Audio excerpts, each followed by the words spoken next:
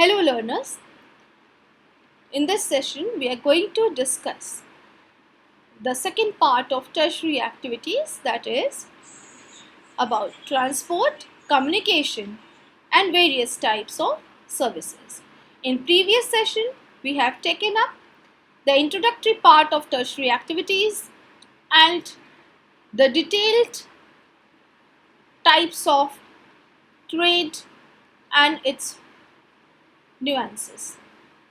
Transport, it can be defined as a system in which goods and passengers are carried from one place to another. People travel through various modes of transportation. Let's see what are the ways. So, people may travel using land, water, and air. If they use the natural water of the rivers and seas to travel from one place to another, it's known as water transport. When people travel using the natural route across the rivers and lakes, that is known as inland transport. It connects different parts of the same country. When people travel via sea routes from one country to another, that is known as oceanic transport. Road network, you're more familiar with the road network. It is the maximum utilized mode of communication. It also links up the waterways, the railways and the airways, because when you have to reach from your house to the railway station, to the airport or to the seaports, we use the road network. So it is the most frequently used means of transport. It is also convenient for short distance travel. Rail network, it is also a mode of land transport which is more convenient for long distance travels. Air transport, it is the costliest but the fastest mode of transport. It is also the most convenient mode of transport. It provides passenger services and cargo services. Here cargo means the goods or the letters and such items, magazines, periodicals, letters, such items, when it's transported through airways, that is the cargo services. Importance of the mode of transport. The modern economic development is not possible without the development of transportation. So if we want the economic system to be efficient and efficiently functioning, then all the different modes of transport should be well developed and they should be efficient, because it is this transportation system which links up the production areas to the markets. So without this, the economies would not be functioning. Transport is also utilized to carry persons, manufactured goods, property from one place to another. It is an organized industry which satisfies man's basic need of mobility.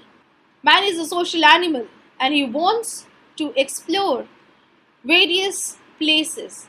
So that is possible. Exploration of various places is possible only through various modes of transportation. Speedy and efficient transport systems assist in the production, distribution and consumption of goods. At every stage, the value of the material is significantly enhanced by transportation. So if the mode of transport is to be selected, and how you would travel to your destination, if you have to go for the purpose of tourism or for the purpose of work, then the most important thing that comes into consideration, it is the distances in terms of cost or time. That how much time do you have for travel and how much you can spend on the travel. Depending on that, we choose whether we have to travel by roadways, railways, airways or waterways. So the time of travel and the cost included in that travel are the determining factors for choosing the various mode of transportation. Now, the distances in the transport, they are measured in three terms. First is the route length, or which is known as kilometer distance. So it is the actual distance of the connecting route. Second is time distance. That means how much time does it take to travel from one place to another. And third is the cost distance. That is, what is your capability of spending, how much you can spend on your travel. So that is measured in terms of cost distance. Time and cost distance, as we have mentioned earlier, it determines which mode of transport we are going to choose for our travel. Now here comes some important terms related to the transport network. In these two diagrams, you see the circles denote various cities, towns and cities, and the dotted lines and these lines denote the links. So there are various terms used related to the transport network. First is the nodes. Nodes are actually the cities. They are collection and distribution centers from where the goods are collected and to which places it is going to be distributed. So these circles denotes the nodes, and they are actually the terminal points or the connecting places on the routes. These lines and the curved lines also, they denote the links which is formed by either by railroad or the water transport or the air transport. So these linkages can be provided by either mode of transport. So the first term is node. Nodes are actually the cities or the towns which act as collection and distribution center. The second important term is link. Link is the actual route, the road or the rail network or the air transport which is used for linking up these cities, which connects these cities. So that is known as link. And a combination of nodes and links forms the transport network. In the second diagram, you can see the colored dots denotes the subway station and the white dots denote the bus station. So it shows the movement of trains and buses across this area. Factors affecting transport. There are two main factors affecting transportation. First is demand. Demand is actually, it is influenced by size of the population. If there are more people who want to travel from one place to another, there will be more demand. The demand will be higher. If the demand will be higher, that means a transportation network has to be well established, and the government and the private companies will try to facilitate these services. So the places which have high demand of transport, they are well linked and well connected. That is why the metro cities are well connected by or well linked by other cities. You will find all modes of transport well developed in the places where the demand is high. ज़रूरतों के हिसाब से ही यातायात के साधन उपलब्ध कराए जाते हैं. जिन क्षेत्रों में लोगों की ज़रूरतें ज़्यादा होगी, जहां लोग ज़्यादा जाना चाहेंगे, उन क्षेत्रों में यातायात के साधन ज़्यादा मात्रा में उपलब्ध होते हैं और वो पूर्ण रूप से विकसित होते हैं. The second deciding factor is routes. The routes will depend on location of a place, pattern of trade. कितना ट्रेड होता है किसी दो प्लेसेस के बीच में, इन्हीं दो जगहों के बीच में कितना व्यापार होता है, कितना आदान प्रदान होता है, ये सभी चीज़ भी रूट्स को उन क्षेत्रों में ज़्यादा यातायात विकसित होने चाहिए। जैसे ग्रामीण क्षेत्रों में यातायात के साधनों का विकास कम होता है, क्योंकि वहाँ पे आवागमन कम होता है, वहाँ पे व्यापार कम होता है, वहाँ कम लोग रहते हैं, उनकी डिमांड भी कम होती है। इसलिए अक्सर हम पाते हैं कि ग्रामीण क्षेत्रों में यातायात के साधन ज़्यादा विकसित नहीं होते। अगर विकसित होते भी हैं तो कुछ साधन ही विकसित होते हैं, सभी साधनों का विकास संभव नहीं हो पाता। तीसरा है नेचर ऑफ लैंडस्केप या टेरेन। इसका तात्पर्य है, क्या ये माउंटेनियस रीजन है, पर्वतीय क्षेत्र है, या पठारी क्षेत्र है, या मैदानी भूभाग है। या हम पहले भी जानते हैं कि मैदानी भूभाग पे यातायात के साधनों का विकास करना ज़्यादा आसान होता है, इसलिए वहाँ पे यातायात के सभी साधन सुलभ होते हैं। लेकिन पर्वतीय क्षेत्रों में सड़कें बनाना, रेल रोड को बिछाना या दूसरे यातायात के साधनों का विकास करना थोड़ा कठिनाइयों से भरा होता है, जिस वजह से पर्वतीय क्षेत्र दूसरे क्षेत्रों से ज़्यादा जुड़े नहीं होते हैं, वहाँ पे यातायात के साधनों का सीमित विकास हो पाता है। तीसरा जो चौथा महत्वपूर्ण फैक्टर है, क्लाइमेट। रूट के विकास में चौथा महत्वपूर्ण फैक्टर है जलवायु या क्लाइमेट।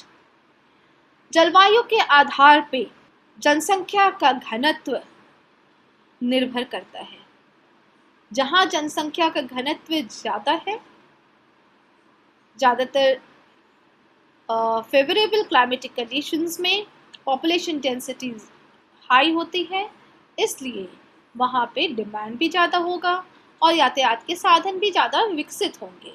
लेकिन जिन क्षेत्रों में क्लाइमेट प्लेजेंट नहीं है, जहाँ की जलवायु फेवरेबल नहीं है, जैसे डेजर्ट क्षेत्रों में, वहाँ पे यातायात के साधनों का विकास या रूट्स जो हैं वो कम डेवलप्ड होते हैं। Availability of funds. किसी भी यातायात के साधन के विकास के लिए पैसे की उपलब्धता, पूंजी की उपलब्धता बहुत ज़रूरी है। चाहे हमें रोड बनाने हो या सड़क बनाने हो, या फिर हमें विमानों को रख रखाव करना हो, इन सब के लिए पूंजी की आवश्यकता होती है। तो जितनी पूंजी उपलब्ध है उसी के आधार पे हम इन साधनों का विकास कर पाते हैं। जैसा कि हमें पता है कि रोड को बिछाने में कम पैसे लगते हैं या कम पूंजी लगती है, इसलिए वो कॉमनली हर जगह पाए जाते हैं और उनका विकास ज़्यादा हो पाता है। रेल रोड बिछाने में ज़्यादा कठिनाइयों का सामना करना पड़ता है और उसके लिए पूंजी भी ज़्यादा चाहिए। उसी प्रकार एयरलाइंस के डेवलपमेंट में या प्लेन्स के रख रखाव में बहुत ज़्यादा पूंजी चाहिए। तो ये हर क्षेत्र में इनका विकास संभव नहीं हो पाता और इनका विकास सीमित रूप से हो पाता है। जो ट्रांसपोर्ट रूट्स हैं उसका डेवलपमेंट इन 5 फैक्टर्स पे डिपेंड करता है: location, pattern of trade, nature of landscape, type of climate and availability of funds. तीसरा जो हमारा टर्शरी एक्टिविटीज का प्रकार है वो है कम्युनिकेशन या संचार माध्यम। Communication can be defined as activities related to transmission of words, messages, ideas and facts. There are various modes of communication which we will discuss in the later slides. Now here the question arises, why the means of transport are also referred to as the lines of communication? यातायात के साधन संचार के साधन भी क्यों कहे जाते हैं?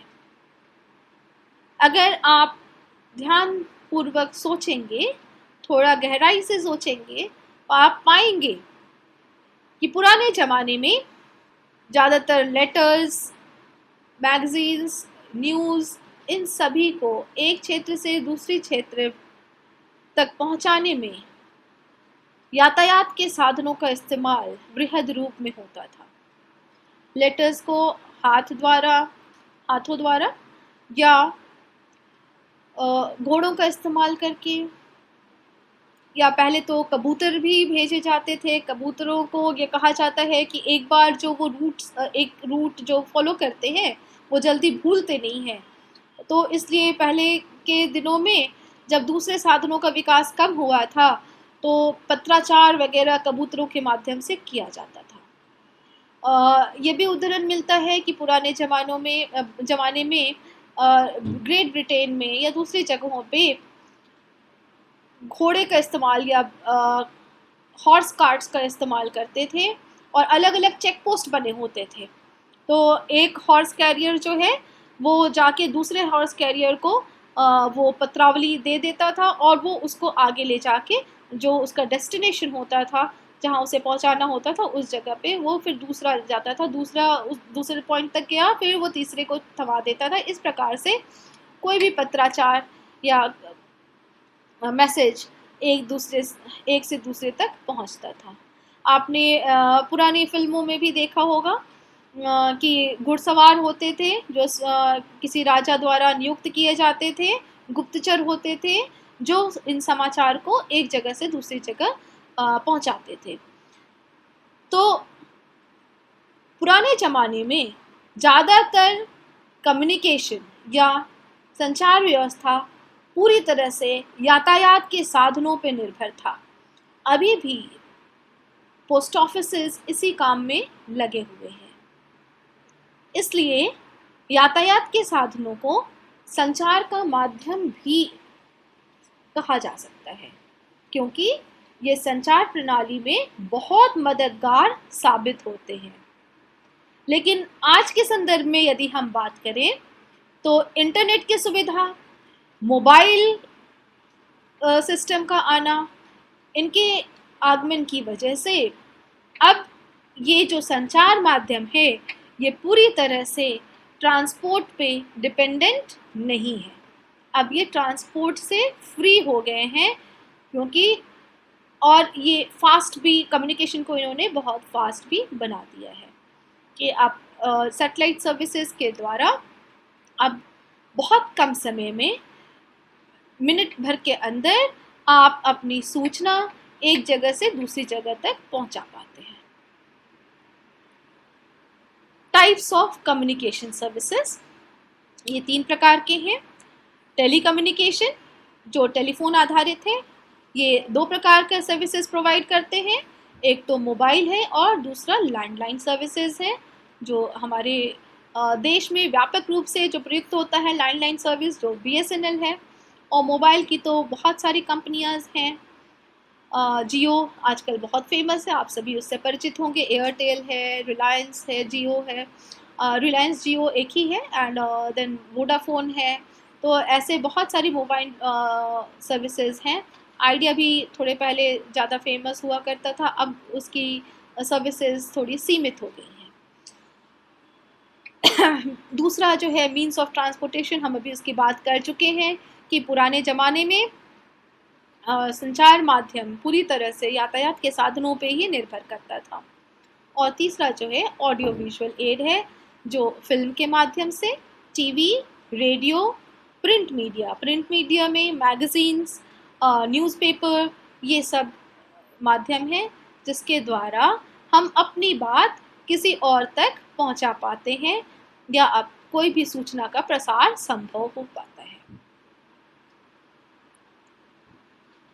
अब जो चौथा प्रारूप है टर्शरी सेक्टर का, जो 4th पिलर है, वो है सर्विसेज या सेवा।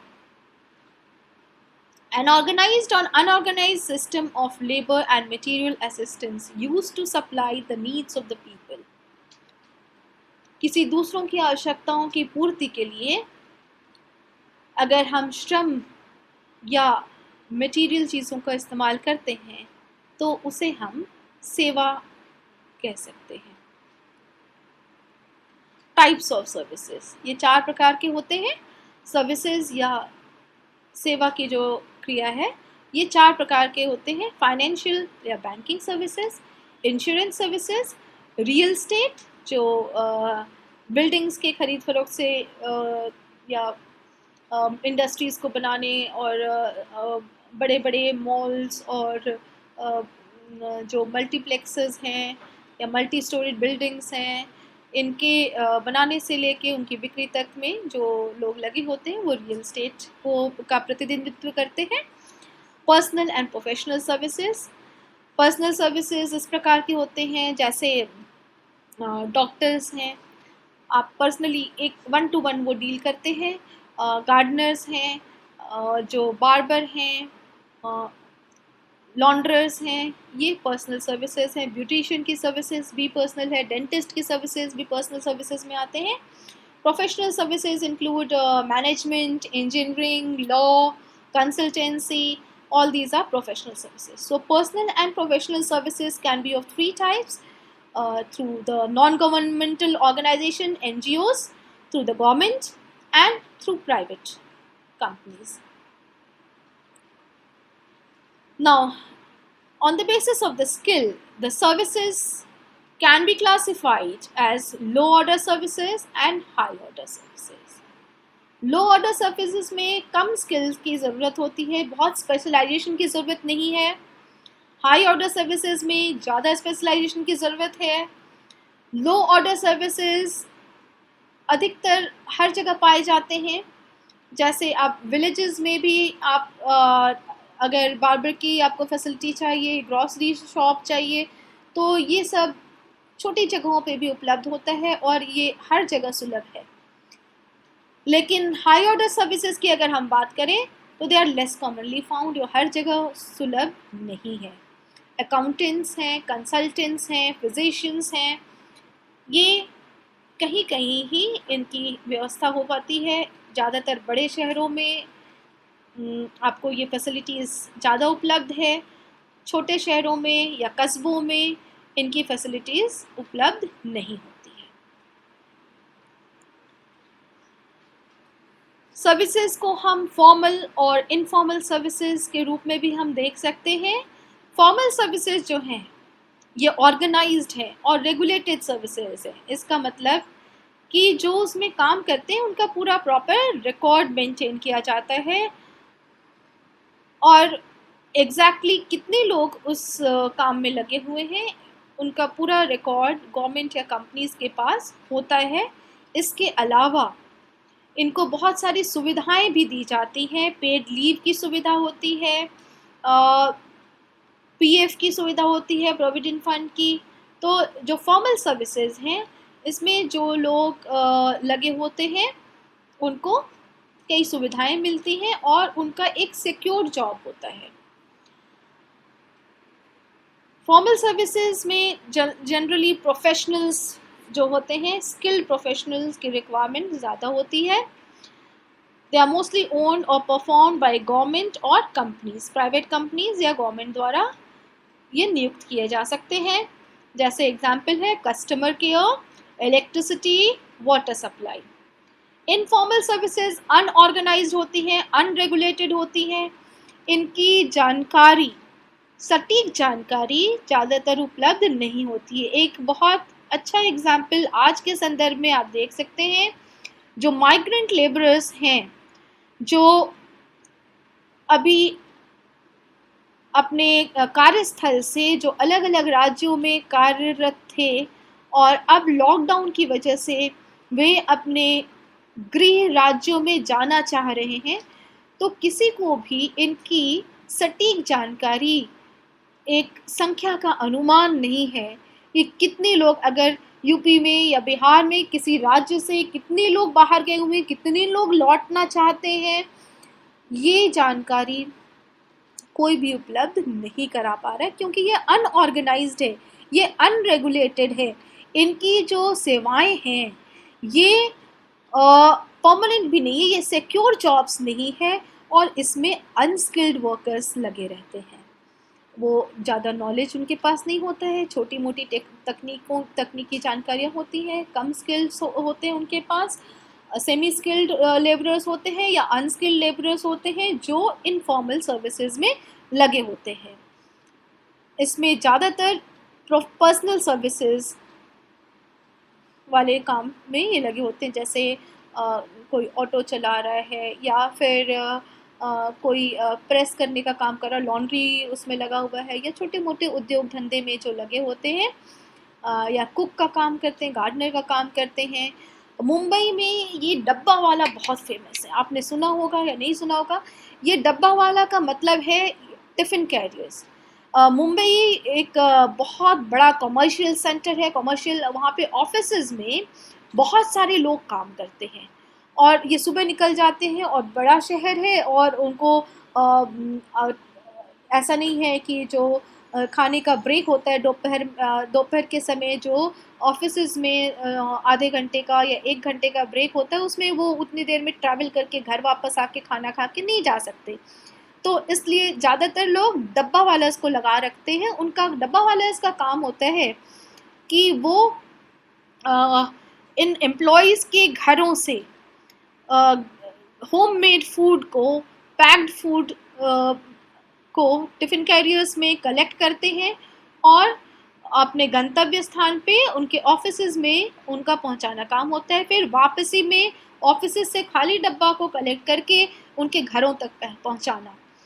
तो करीब करीब 1,75,000 ये डब्बा जो हैं, ये हर दिन वो ट्रांसपोर्ट करते हैं टू एंड फ्रो, घर से ऑफिस, ऑफिस से घर वापस। ये डेली का उनका काम है।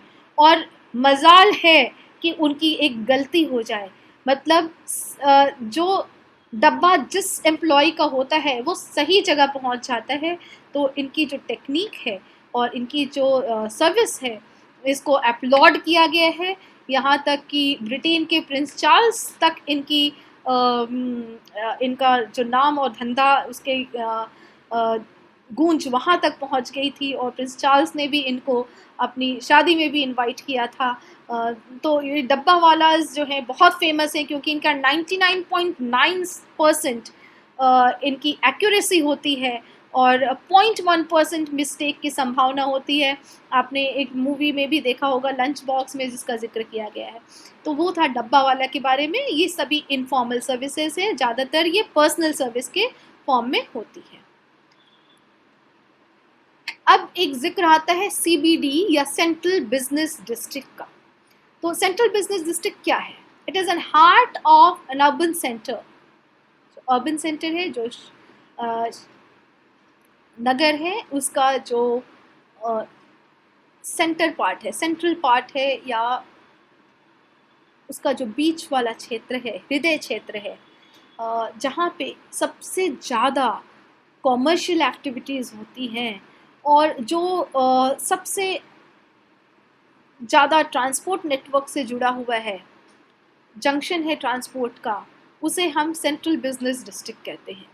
ये कॉमर्शियल एक्टिविटीज़, यहाँ पे बहुत ज़्यादा शॉप्स पाई जाएंगी, restaurants, malls, multiplexes, cinema halls. जो इस तरह की जो सर्विसेज हैं वो सीबीडी के आसपास ही बसी होती हैं।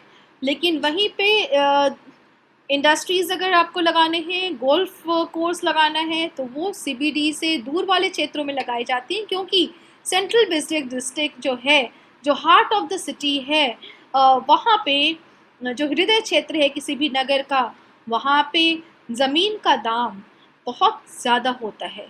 इसलिए वहाँ पे ज़्यादातर कॉमर्शियल जो बिज़नेस होते हैं, कॉमर्शियल एक्टिविटीज़ होते हैं, बैंक्स हैं, फाइनेंशियल इंस्टीट्यूशंस हैं, होटल्स हैं, रेस्टोरेंट्स हैं, मल्टीप्लेक्सेस हैं, ये सब वहाँ ज़्यादा उपलब्ध होते हैं। और जो हाउसिंग का जो एरिया है वो सेंट्रल बिजनेस डिस्ट्रिक्ट के पेरीफेरी में, इसके बाहरी क्षेत्र में डेवलप किया जाता है। यहाँ रेसिडेंशियल कॉम्प्लेक्सेस कम पाए जाते हैं। सीबीडी में ये हार्ट ऑफ द सिटी है, इसलिए यहाँ पे लैंड की कीमत ज़्यादा होती है। तो I hope you have understood the second part of the chapter. In this session we have discussed about transport, communication and services. Thank you.